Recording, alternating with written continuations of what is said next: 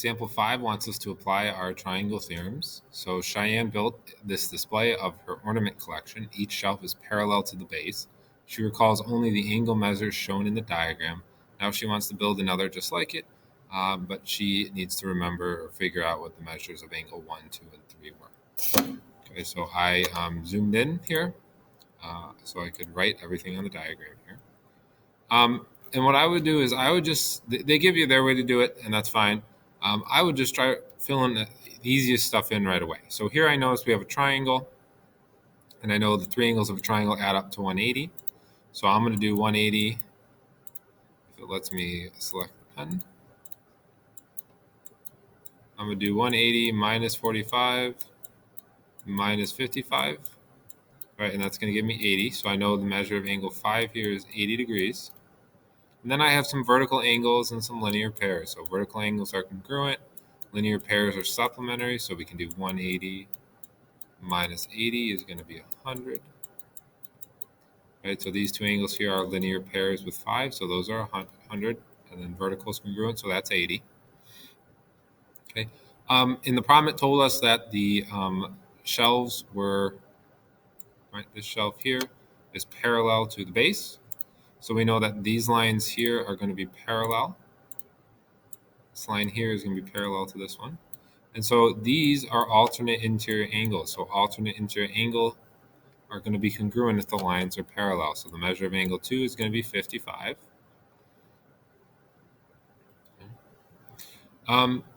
We know the three angles of a triangle add up to 180. So again, we have another triangle here. We have two of the angles. So let's figure out the third. Okay, 180 minus 80 minus 55 is going to be 45. So that means this angle here is going to be 45.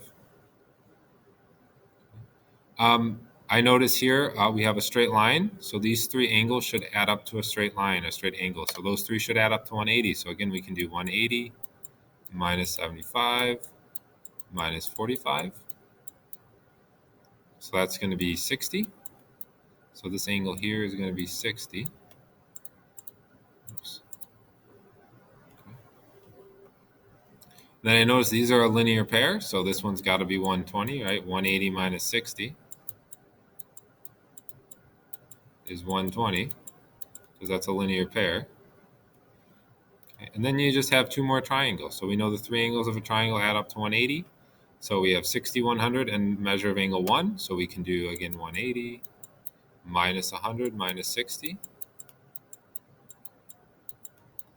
It's going to be 20. So the measure of angle 1 here is going to be 20 degrees. And then again, you have three angles here. So 120, 45, and then the measure of angle 3. So again, we can do 180 minus 120 minus 45. And that's going to be 15. So the measure of angle 3 is going to be 15. Measure of angle 1 is 20, and then the measure of angle 2 was 55.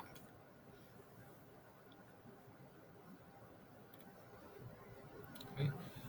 So that's how I would do it. Obviously, a bunch of different ways. You could have done corresponding, right? These two angles had to add up to 75 because they're corresponding with this one.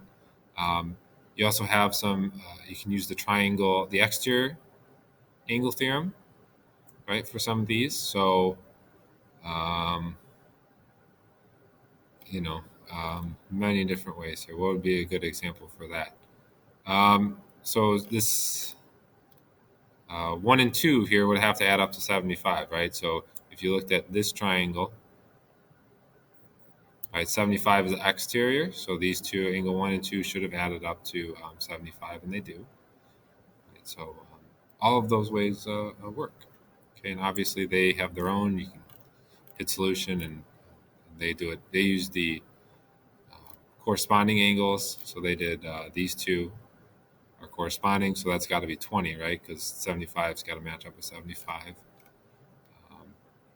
And then they said they used the exterior angle theorem, like we just did that one. So once they found 1, they knew that 1 plus 2, measure of angle 1 plus measure of angle 2 had to be 75. So 75 minus 20 is going to give you 55. Right? And then they used the triangle here. So 45, 5 plus 45 plus all of this, right, has to add up to 180. So many, many different ways.